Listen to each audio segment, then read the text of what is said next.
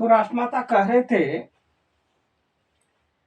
शिक्षा जो है बच्चों पर बहुत असर करता है, क्योंकि शिक्षा पद्धति में अगर सुधार होती है तो हम सबका समाज अच्छा बनता है। आज मैं 1988 की ओर लेके चलता हूँ पीछे, बचपन की यादें में जहां से शुरू हुई थी, इसलिए अंत करना शुरू को एक बार याद कर लेना आपके सामने जरूरी समझता हूँ। 1989 में माननीय राजीव गांधी हुआ करता था प्रधानमंत्री। उस टाइम में मैं 8वीं क्लास में पढ़ता था और देहांत होने के बाद मैं रोया करता था। 2 दिन तक रोया तो रोते हुए एक शिक्षक देख लिए, 3-4 शिक्षक जा रहे थे और विद्यालय की छुट्टी भी हो गई। तो शिक्षक रोते हुए देख करके पूछे कि भाई रो क्यों रहे हो? तो मैंने उसे कहा कि इतने बड़े प्रधानमंत्री को अगर कोई मार देता है तो हम सब की जान की क्या कीमत है। वहां से जन चेतना जागृत हुआ, फिर पढ़ाई में मन नहीं लगा। इस सवाल का जवाब मैं किससे पूछूं? लालू जी भी बताए, हम तो नहीं बता सकेंगे, आगे वहां पूछना, समय जब आएगी। तो आज समय आ चुकी है, मैं पूछ भी रहा हूं। खैर, वहीं से हमारा पहला पड़ाव शुरू होता है। जो साचा, जो कलश हमारे यहाँ महिला ढो रही है, वो हमारा ही वो कलश है, चढ़ाया हुआ राम का कलश। उस कलश में बहुत सारे सार और बहुत सारे मिश्रण हैं। दया है, करुणा है, भाव है, व्यक्ति है, गरिमा है, बहुत सारे मिश्रण उस कलश में मिलेंगे। तो इसको सांस्कृतिक का रूप दिया गया। खैर, ये तो पहले पाराव की बात थी। वहां से शिक्षक को कैसे रहना चाहिए, शिक्षक अंदर में जो बातें चल रही थी शायद शिक्षक को मालूम नहीं था, लेकिन शिक्षक को, सभी शिक्षकों को यह आभास हो गया था, गुरुजनों को, कि इसमें ज्यादा रुझान है, इसलिए इसका पढ़ाई में मन नहीं लगता। मेरा एक ही सवाल था, इसे क्यों मार दिया गया?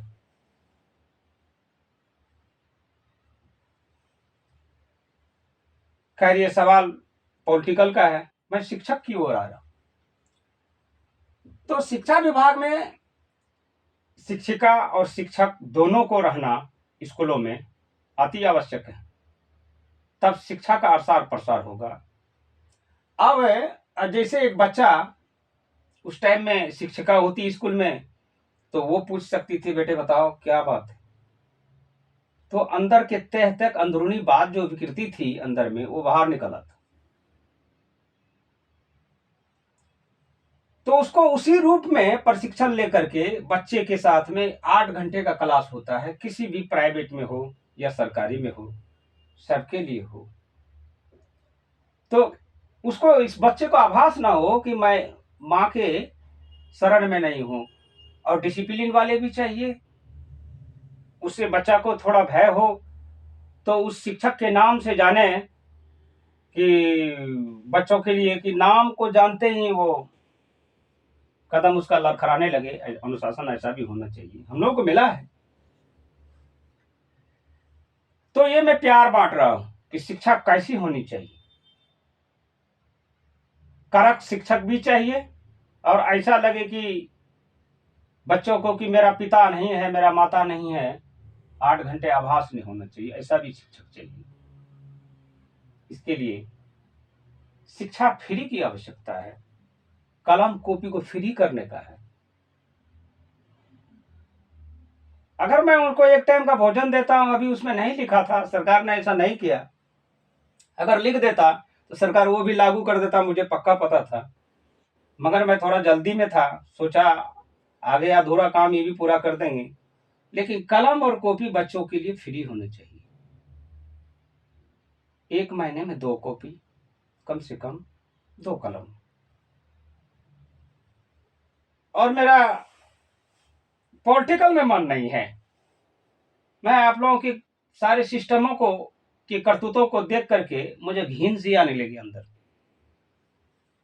इसलिए बच्चों के बीच में अब रहना पसंद करूंगा। जब मेरा बच्चों के बीच से मन साफ हो जाए, उनसे सारा प्यार बांट लूं बच्चों से, तो ही मैं राजनीति में आ सकता हूं। अब तो मुझे सरकार से भी, बिहार सरकार से भी यही निवेदन करेंगे कि आप मुझे पॉलिटिकल में न ले जाएं। हमें इच्छा नहीं है। हाँ, बच्चे के साथ में प्यार बांटना मेरी इच्छा है, साल 2 साल के लिए कम से कम उसमें बांटेंगे।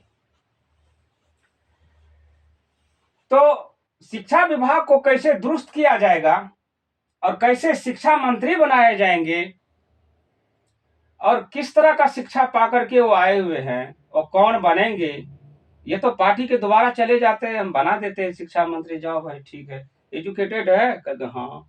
कितना है? तो इतना पढ़े लिखे हैं। पढ़े लिखे से नहीं होता है, अनुभवी से होता है। अगर थोड़ा उनसे डिग्री में कम हो तो उसको कम नहीं आकिए, अनुभव में वो आगे है, उसकी बात को मानिए। ये सबों की दायित्व है। ऐसा नहीं कह रहा हूं कि मेरी बात को मान लीजिए आप। अब आएंगे एजुकेशन पे तो मैं तो पहले कहूंगा एजुकेशन में दो कदम पीछे हटा लूंगा। भाई एजुकेशन में पास नहीं है, हाँ, लेकिन अनुभव है कि मैं 2 कदम पीछे आऊंगा। कहा बताइए कैसे है? इतना तो कर सकते हैं, इतना आभास मुझे हो गया है। क्योंकि हमारे गुरुजन सब इतनी शिक्षा दी, इतनी पिताश्री इतनी शिक्षा दी कि हर शिक्षाओं के भेद को समझ सकता हूं। जो भेद को समझ गया वही स्वयं भगवान है। अब थोड़ा आप अपने टकले महाराज को कर दीजिए, निकालिए उसको बाहर। मेरा पेन जब उसको देखता हूं, गेंडे को, तो पेन बढ़ जाता है मेरा। आप सोचिएगा कि आप इतने बड़े कुर्सी पर रह करके एक लिसनर होकर के आपको ऐसा नहीं बोलना चाहिए। जो कानून का हत्या करे और उसको कह दें कि बहिष्कार ना करें, ये कैसे होगा हमसे? फिर तो पीढ़ी के लिए घातक है। जब मुझे जो बात स्वीकार नहीं है वो पीढ़ी को कैसे होगा? इसका भी थोड़ा आभास रखना चाहिए राष्ट्रमाता। इन्हीं चंद शब्दों के साथ मैं विराम लेता हूं। जय भीम, जय भारत, जय रविदास, नमो बुद्धाय।